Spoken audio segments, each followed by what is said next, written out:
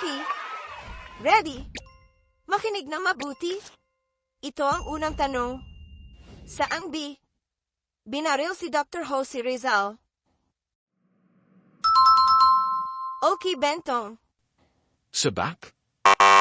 Wrong. O sige. Pwede rin ang simula ay letter L. Sa likod. Mali pa rin. O ito. Para mas madali. RP ang inisyal ng modern name nito. O carding? Rear part. Ay nako. Likod pa rin yun.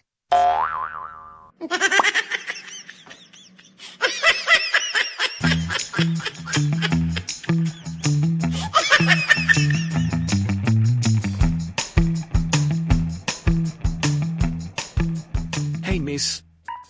Miss. May kasama ka ba? Wala naman. Nagtatambay lang. Ganun ba? Bakit mag-isa ka lang, Miss? Ano ba talaga ang ginagawa mo dito? Alam mo, nandito ako. Kasi, isa akong bayarang babae at yan ang trabaho ko. Ganun ba? Tamang-tama, Miss. Nalulungkot ako ngayon. Kailangan ko nang makakasama kahit sandali lang. So, magkano naman ang serbisyo mo, Miss?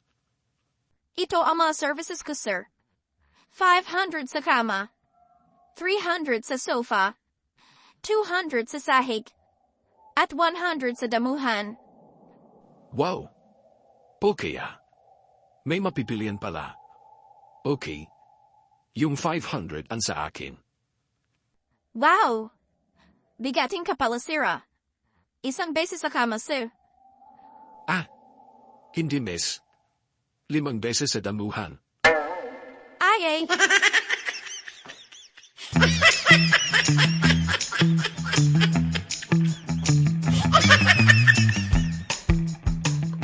Magandang umaga po, Dokol. Magandang umaga naman sa iyo, sir. Anong may paglulingkod ko? Ado, meron po sana akong ipakokonsulta sa iyo. O ano yan, sir? Ado, gusto ko po sana maging gwapo. Pero wala akong kapera-pera. May paraan po ba do? Yung mas mura. Meron, sir. Simple lang yung problema mo. Yes. Ganon po ba do?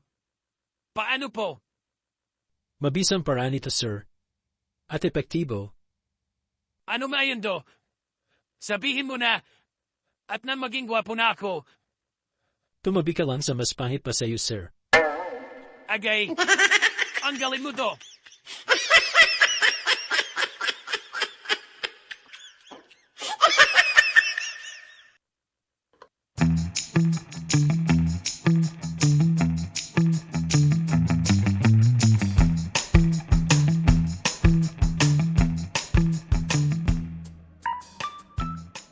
Hoy!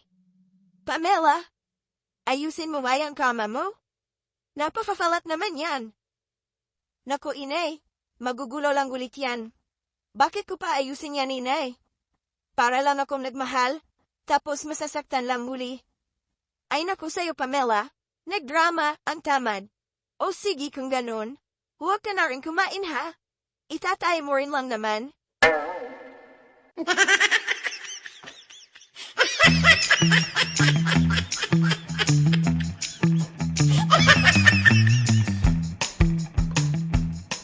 Magandang gabi po, Father.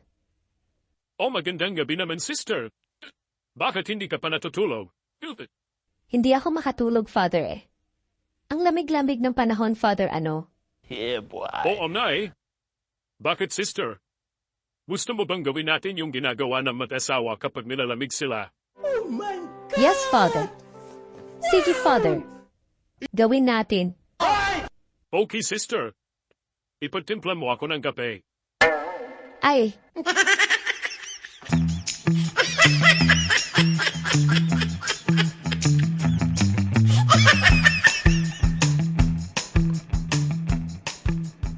Hoy, friend. Halata na masyado yung tiyan mo Bakit hindi pa kayo nagpapakasal ng boyfriend mo? Ayaw pa kasi ng pamilya ni friend eh. Ganon ba? Sino bang may ayaw friend? Yung nanay o yung tatay niya? Yung misis ni friend. Ay.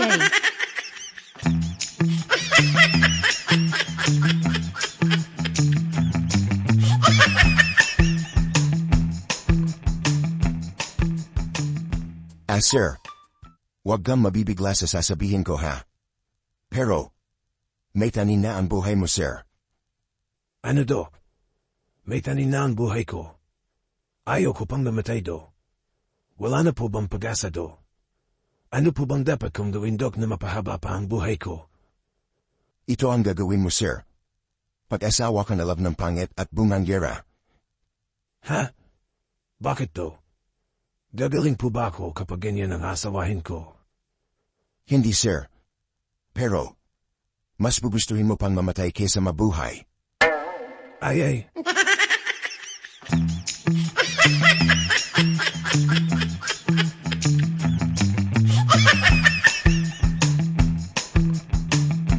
Noong magkasintahan pa sila. Mahal, ano ba ang gusto mo? Kahit ano, bibilhan kita. At nang mag-asawa na sila. Hay nako, kahit ano na lang ang bibilhin mo, hindi ka marunong mag-budget.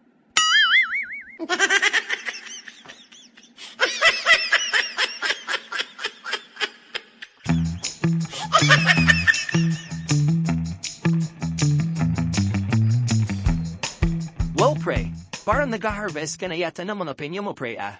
Pahingi naman dyan, pre. Nako, pre. Pahingi.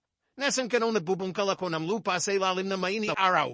Nasaan ka nung nagtatanim ako habang bumubuhos sa malakas na ulan? Kumukulog at kumikidla.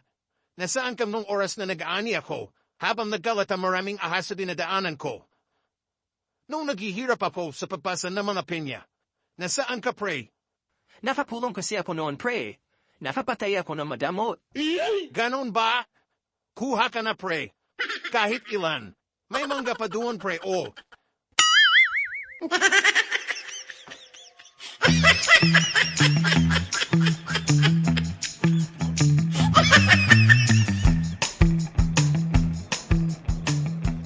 Boy, dahil malaki ka na, may itatanong ako sa'yo. Tingnan natin kung masasagot mo ito. Ano po yan, Manong? Masasagot ko yan, Manong. Kasi, matalino ako eh.